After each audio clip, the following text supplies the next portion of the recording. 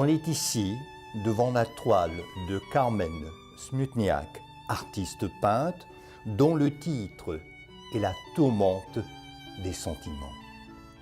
Or, il s'agit d'une œuvre qui est un festin visuel. Et cela pour plusieurs raisons. D'abord, toute la gamme chromatique. De plus, elle miroite par les mouvements une approche prismatique à l'art, à la toile. Il y a, certes, une symbolique médiévale par la richesse des costumes. À toute fin pratique, il s'agit d'une mise en scène, parce qu'il y a foncièrement dans l'œuvre de Carmen Smutniak un drame, d'où le titre, La tourmente des sentiments.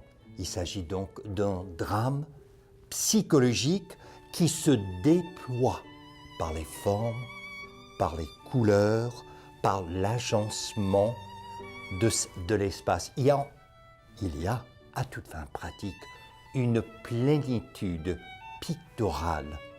Et l'ironie dans cette toile, qui est un tourbillon d'émotions, c'est que chaque personnage, ironiquement, se dévoile par les costumes, par les masques.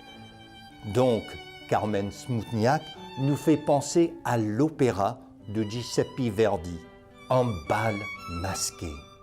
On a ici toute l'opulence de la mentalité médiévale, où chacun prend son rang dans la société par les vêtements, par les bijoux.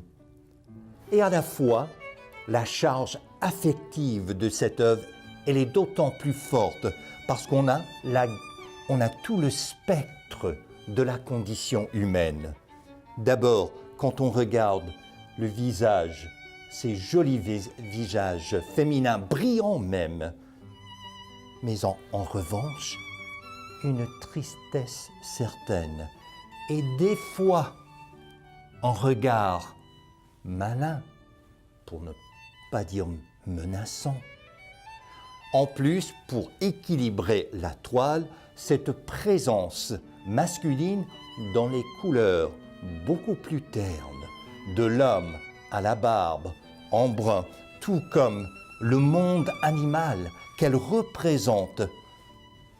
Et en même temps, il y a une innocence symbolisée par ces colombes, par ces oiseaux blancs.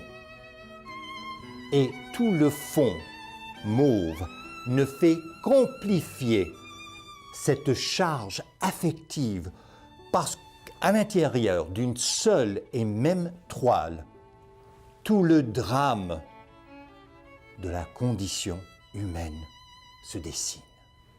Dans l'œuvre La tourmente des sentiments par Carmen Smutniak, artiste peintre.